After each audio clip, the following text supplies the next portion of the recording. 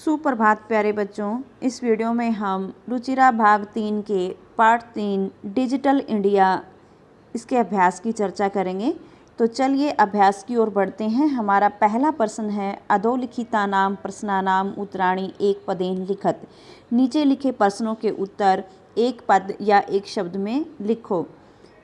कुत्र digital India इत्यस्य चर्चा भवति। कहाँ डिजिटल इंडिया इसकी चर्चा होती है। संपूर्ण विश्व में। केन से मानवस्य आवश्यकता परिवर्तते। किसके साथ मनुष्य की आवश्यकता बदलती है। काल परिवर्तनेन समय परिवर्तन के साथ। आपणे वस्तूनां क्रय समय केषाम् अनिवार्यता न भविष्यति। आपणे बाजार से वस्तूनां क्रय समय वस्तु खरीदते समय केषाम् किसकी अनिवार्यता न भविष्यति जरूरत नहीं होगी। रूप्यकाणां रुपयों की। कस्मिन् उद्योगे वृक्षा उपयुज्यन्ते। किस उद्योग में वृक्षों का उपयोग होता है। तो कर्गजोद्योगे कागज के उद्योग में। अद्य सर्वाणि कार्याणि केन साधितानि भवन्ति। आज सभी कार्य किसके द्वारा साध लिए जाते हैं या कर लिए जाते हैं। संगणक यंत्रेण कंप्यूटर के द्वारा। हमारा अगला प्रश्न है अधोलिखितान् प्रश्नान् पूर्ण वाक्येन उत्तरत। नीचे लिखे प्रश्नों के उत्तर पूर्ण वाक्य में लिखो। पहला प्रश्न है प्राचीन काले विद्या कथम गृह्यते स्म। प्राचीन काल में विद्या कैसे ग्रहण की जाती थी। प्राचीन काले विद्या श्रुति परंपरया गृह्यते स्म। प्राचीन काल में विद्या श्रुति परंपरा के द्वारा ग्रहण की जाती थी। दूसरा प्रश्न है वृक्षाणां कर्तनं कथम न्यूनतां यास्यति। वृक्षों की कटाई किस प्रकार कम हो जाएगी। न्यूनतां यास्यति कम हो जाएगी। संगणकस्य अधिकाधिक प्रयोगेण कंप्यूटर के अधिक से अधिक प्रयोग से वृक्षाणां कर्तनं वृक्षों की कटाई न्यूनतां यास्यति कम हो जाएगी। अगला प्रश्न है चिकित्सालय कस्य आवश्यकता अद्य नानुभूयते। चिकित्सालय में किसकी आवश्यकता आज महसूस नहीं होगी। तो आंसर है हमारा चिकित्सालय रूप्यकाणां आवश्यकता अद्य नानुभूयते।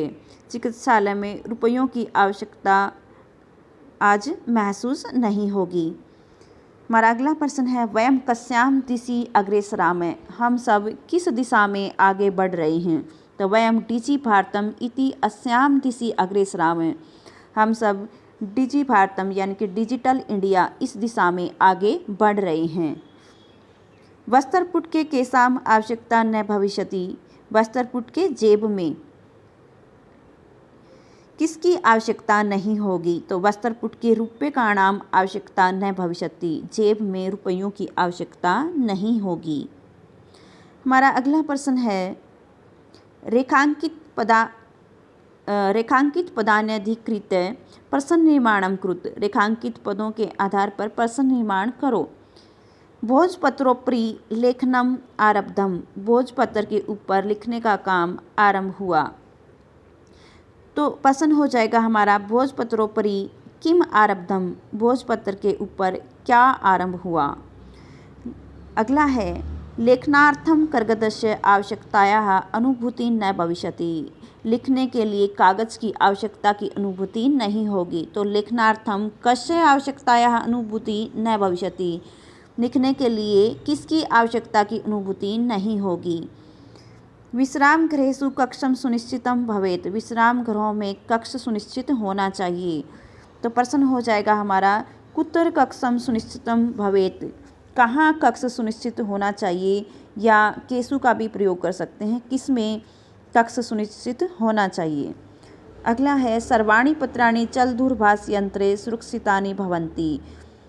सभी पत्र मोबाइल फ़ोन में सुरक्षित होते हैं। तो प्रश्न हो जाएगा हमारा सर्वाणि पत्राणि कुत्र सुरक्षितानि भवन्ति। सभी पत्र कहाँ सुरक्षित होते हैं या किस में सुरक्षित होते हैं।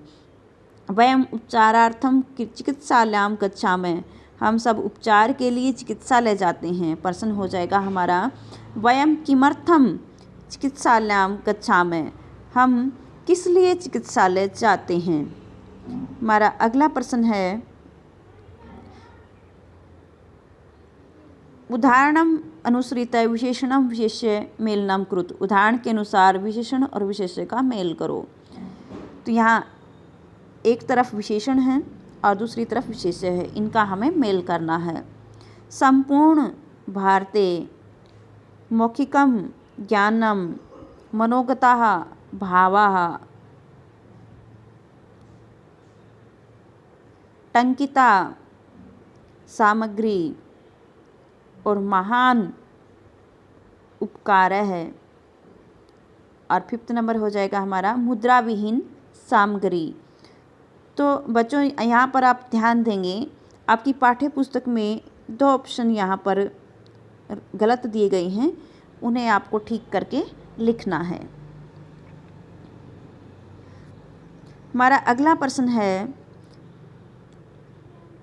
अधोलिखित पदयोः संधिं कृत्वा लिखत। नीचे लिखे पदों की संधि करके लिखो। यहाँ पर हमें संधि करनी है, यहाँ पर संधि विच्छेद दिया गया है और इन्हें हमें संधि करके लिखना है। पदस्य प्लस अस्य या पदस्य धन अस्य। यहाँ पर य के अंदर ए और सामने ए, तो दोनों के मेल से आ बन जाता है और शब्द बन गया इस तरह से हमारा पदस्यास्य। तालपत्र प्लस ऊपरी, यहाँ पर त्रय में ए है और सामने ऊ है, तो ए और ऊ का मेल हो जाता है ओ, तो शब्द बन जाएगा हमारा तालपत्रोपरि। अगला है च प्लस अतिष्ठत। च में ए है और सामने ए है, तो दोनों के मेल ने आ बना दिया, तो चातिष्ठत शब्द बन गया हमारा चातिष्ठत। अगला है करगद उद्योगे। तो यहाँ पर द में ए है और सामने ऊ है, दोनों का मेल बन जाएगा ओ, तो शब्द बन गया हमारा करगदोद्योगे। आगे है करिय प्लस अर्थम करियार्थम। यहाँ यह में ए है और सामने है, दोनों के मेल ने आ बना दिया, तो या हो गया करियार्थम। इति प्लस अनयोः इत्यनयोः। यहाँ पर ई है अंतिम पहले वाले शब्द के अंत में और सामने ए है। ई और ई के सामने कोई भिन्न स्वर आता है तो वह यह बन जाता है, तो यहाँ पर शब्द बन गया हमारा जोड़ने पर इत्यनयोः। अगला है उपचार प्लस अर्थम। तो यहाँ पर ए है और सामने फिर ए है, तो दोनों के मेल से आ हो गया और संधि से हमारा शब्द बन गया उपचारार्थम। अगला प्रश्न है उदाहरणम अनुसृत्य। उदाहरण के अनुसार अधोलिखितेन पदेन, नीचे लिखे पदों से लघु वाक्यम निर्माणम कृत। छोटे वाक्य बनाओ। तो उदाहरण दिया गया है यहाँ जिज्ञासा। मम मनसि वैज्ञानिकाम विषये जिज्ञासा अस्ति। मेरे मन में वैज्ञानिकों के विषय में जिज्ञासा है। अगला है आवश्यकता। अद्य रूप्यकाणाम आवश्यकता नास्ति। आज रुपयों की आवश्यकता नहीं है। सामग्री टंकिता सामग्री सुरक्षिता भवति, यानी टाइप की हुई सामग्री सुरक्षित होती है। पर्यावरण सुरक्षा अस्माभिः पर्यावरण सुरक्षा करणीया, हमारे द्वारा पर्यावरण की सुरक्षा की जानी चाहिए। विश्राम गृहम नगरे विश्राम गृहम भवति, नगर में विश्राम गृह होता है। हमारा अगला और अंतिम प्रश्न है उदाहरणानुसारम कोष्टक प्रदत्तेषु पदेषु चतुर्थी प्रयुज्य रिक्तस्थान पूर्तिम कृत। उदाहरण के अनुसार कोष्टक में दिए गए शब्दों में चतुर्थी विभक्ति का प्रयोग करके रिक्त स्थान की पूर्ति करो।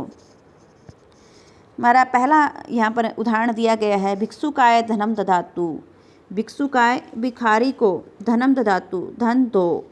तो यहाँ पर देने के अर्थ में हम चतुर्थी विभक्ति का प्रयोग करते हैं, तो भिक्षुक से शब्द बन गया यहाँ भिक्षुकाय।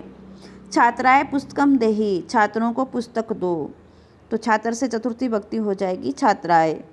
एम निर्धनाय वस्त्राणि ददामि, मैं निर्धन को वस्त्र देता हूँ, तो निर्धन से चतुर्थी विभक्ति हो जाएगी यहाँ पर निर्धनाय। लताय पठनम रोचते, लता को पढ़ना अच्छा लगता है, तो लता से यहाँ पर चतुर्थी विभक्ति हो जाएगी लताए।